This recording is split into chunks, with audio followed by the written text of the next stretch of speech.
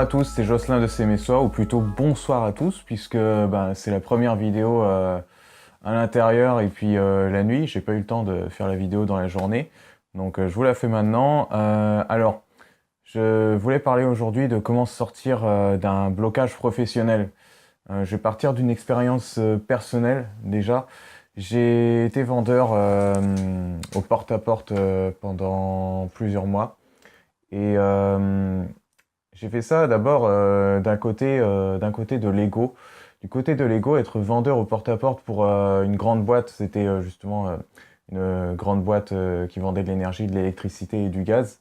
Et pour moi, ça remontait un petit peu ma valeur personnelle parce que j'avais toujours fait des boulots en usine, des boulots sur des chantiers euh, qui, qui, on va dire, sont moins valorisés dans la société. Il y a toujours ce côté, il y a un côté plus propre à faire vendeur qu'on imagine en costume, démarcher des clients, même s'il y a un côté requin, plutôt qu'un mec qui est à l'usine agroalimentaire à déposer des pièces de vente des pièces de viande sur un tapis. Voilà. Donc pour moi, à cette époque-là, j'étais toujours beaucoup dans ces images-là. Donc être vendeur au porte-à-porte pour une grande boîte, c'était quelque chose d'énorme. Donc j'ai fait ça pendant quelques mois. On travaillait parfois 10 heures par jour. On était, en fait, la journée se terminait pas tant qu'on n'avait pas fait nos 3 contrats. Donc on savait jamais à quelle heure on allait rentrer. 5 jours sur 7, évidemment. Donc c'était un contrat auto-entrepreneur pour pas que le patron ait payé des charges. Bon, bref, ceux qui sont passés par là connaissent bien. Donc du côté de l'ego, j'étais d'accord pour le faire. Mais du côté de mon être, du soi, c'était autre chose. Donc dans les premiers temps, ça s'est pas trop senti, puisque au niveau de... Bah, l'ego rattrape tout sur le court terme, si vous voulez. Et c'est seulement au bout d'un moment, c'était même plutôt rapidement, je suis désolé en fait, je me rappelle, dès la première semaine, j'avais fait une tendinite du moyen fessier, ça s'appelait, donc on se demande comment j'ai fait ça. En fait, je portais toujours ma mallette du même côté, et puis comme on marchait beaucoup, on faisait plein de logements, on marchait toute la journée, on faisait du porte-à-porte, et puis parfois on rentrait dans les maisons. Quand on rentrait dans les maisons, le but c'était de signer. Mais on était surtout tout le temps debout, tout le temps à marcher. Et du coup, je me suis fait ça. J'ai jamais eu autant de problèmes de santé dans un boulot. Après, j'ai eu une grosse sinusite qui a entraîné une chute de tension où moment j'étais censé être dans les vapes et puis j'étais toujours debout. Il y avait aussi blocage de dos. Ça c'est marrant puisque blocage de dos, on sait que souvent c'est un petit peu le mal commun dans la société vis-à-vis du stress. Bref, mon corps me donnait plein d'alertes comme quoi je ne pouvais plus faire ça et c'était contre ma nature. Au bout d'un moment, il en est venu que j'en avais marre quoi, de faire ce que je faisais. J'en avais marre dans le sens où je le sentais vraiment, c'était un rejet quoi. Rien que d'y penser, je rejetais le fait de répéter toujours un même speech devant des personnes que je ne connaissais pas, qui n'avaient pas demandé à me voir. Et en plus, sachant que au final, entre les boîtes, la concurrence, qui est le meilleur, c'est kiff-kiff. Ça dépendra toujours. Donc nous, on se dit les meilleurs, et or, c'est pas vrai, ça dépend. Et voilà, donc j'en ai eu marre de mentir, je pense que c'est un niveau humain, ça a tiré.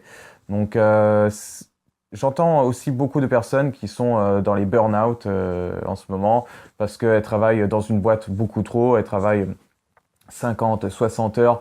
Et pour celles qui font des burn-out, par exemple, moi je pense sur un 40 heures, peut-être que le boulot qu'elles font, soit ça dépend, ce boulot est très stressant, donc c'est intense, on va dire, ou soit ce boulot n'est pas fait pour eux, tout simplement. N'est pas fait pour eux parce que quand on fait quelque chose qu'on n'aime pas, on a envie que ça se termine vite, simplement. On a envie que ça dure pas longtemps, on a envie de s'en débarrasser surtout. Or, si on est 40 heures par semaine dans un truc dont on veut se débarrasser, je suis désolé, 40 heures, ça fait 8 heures par jour. Voilà. Et être 8 heures dedans, tu ne vis que pour ça, d'un certain sens. Donc, quand vous êtes dans un blocage professionnel, c'est-à-dire à vous demander si vous feriez mieux de continuer le boulot ou pas que vous faites, euh, posez-vous un moment. Je dirais respirer un bon coup, mais c'est tellement classique, le respirer un bon coup. Mais avez-vous déjà pris un moment, genre de méditation, où vous vous posez dans un coin, vous respirez un bon coup et vous vous reconnectez avec ce que vous aimez vraiment?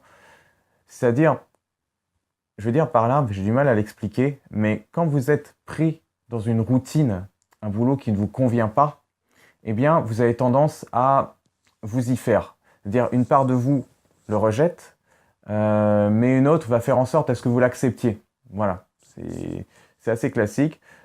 Si vous l'acceptez plutôt bien, vous n'aurez pas de problème de santé, comme moi c'était le cas. Il y a des personnes qui, elles, vont faire des problèmes de santé vis-à-vis de leur boulot. Ou alors qui vont toujours garder le même boulot, mais en ayant plein de problèmes de santé derrière aussi.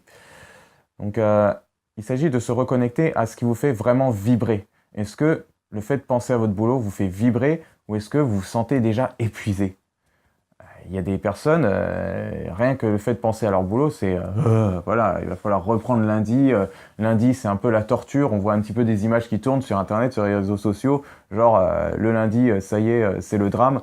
Bon, c'est marrant parce que c'est ce qui se passe en fait à l'intérieur, même si c'est de manière exagérée pour faire rigoler. Mais les gens rigolent parce que ça leur parle aussi. Ça leur parle à l'intérieur. C'est ah ouais, c'est vrai, boulot de merde. Et puis, on rêve du week-end, on rêve des vacances. Et c'est là qu'on voit bien que le boulot, enfin ce boulot qu'on fait n'est pas ce qui nous fait vibrer en tant qu'être, en tant qu'humain. Alors bien sûr, il y en a plein qui sont restés dans leurs croyances limitantes, comme quoi, ouais, mais un boulot, on peut pas toujours faire ce qui nous plaît, travailler dans ce qui nous plaît, c'est le meilleur métier du monde, comme si c'était genre ah, le Saint Graal, le truc impossible. Mais non, moi je peux vous assurer qu'il y a des gens qui font ça. Je vous assurer qu'il y a des gens qui vivent de ce qu'ils aiment. C'est pas si fou que ça. Faut se sortir un petit peu, faut sortir un petit peu du cadre familial, ou alors des idées de sa classe sociale. Il faut voir à l'extérieur. Tout est une idée de croyance, de ce dont vous croyez capable de faire. Si vous pensez que oui, gagner sa vie c'est hyper dur, il faut faire couler de la sueur, faut que ce soit du sang et des larmes pour gagner de l'argent quitte à avoir des problèmes de santé, tout ça, mais vous êtes dans une torture personnelle, vous êtes perdu. Et ça fera ça, bah, à 40 ans, vous aurez un burn-out, ou alors au bout d'un moment, vous allez vous dire, ouais, mais ce que j'ai fait en fait n'a aucun sens, j'ai besoin de rajouter du sens dans ma vie, et on arrive à des personnes 40, 50 ans ou proches de la retraite, qui s'intéressent à la spiritualité ou à la psychologie, parce que elles se rendent compte que le bonheur, c'est pas simplement avoir une grosse voiture et une grande maison qui nous permettent d'aller au boulot ou de dormir pendant qu'on travaille pas, et que la retraite n'est pas seulement le seul moment où on peut profiter de sa vie. Non, voilà, il y a un autre sens. Donc ce sens nous a été conditionné à la base, si vous voulez le remettre en question maintenant, je vous dis remettez-le en question maintenant plutôt que dans 50 ans. Moi, c'est mon opinion en tout cas. Voilà, c'est un message qui s'adressait aux personnes qui ne savent pas si elles veulent quitter leur boulot ou pas. J'espère que ça a répondu à la question, puisque j'y ai pas vraiment répondu, mais toutes les réflexions que je fais là sont justement faites pour aider à prendre une décision. Il y en a qui vont me dire ouais, mais comment je fais, j'ai pas d'argent, je vais pas y arriver. Il y a toujours des solutions auprès des organismes, auprès de la famille. Si vous n'avez pas de famille, justement c'est les organismes qui vont vous aider. Mais aussi il y a un côté fierté où il faut laisser un petit peu sa fierté de côté et se libérer des croyances limitantes. Enfin, voilà, recentrez-vous sur vous, c'est votre être avant tout, parce que vous voyez que tout est regroupé par rapport à vous, à ce que vous ressentez, à l'image que vous aurez de vous si vous n'avez plus de boulot, si vous êtes obligé de revenir vers votre famille, vers laquelle vous êtes un peu en froid, vous savez pas trop pourquoi, ou alors vous savez pourquoi, mais parfois il y a des querelles familiales qui sont complètement stupides, qui sont pas justifiées, et puis les familles restent séparées pendant des années, on ne sait pas pourquoi. Alors qu'il suffirait que l'un d'entre eux fasse un pas pour crever l'abcès, sauf que personne ne veut le faire, il y a trop de fierté. Là encore, c'est des croyances à changer, c'est des choses à tempérer vis-à-vis de soi, à élargir. Il y a des résistances, des rigidités qui sont là, et assouplissement. Je pense que j'ai donné pas mal d'informations dans cette vidéo, donc je vous remercie d'avoir écouté jusqu'au bout.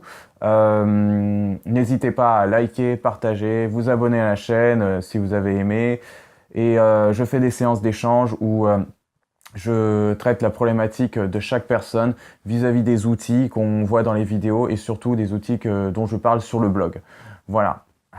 Et ben, je vous remercie encore et bonne soirée.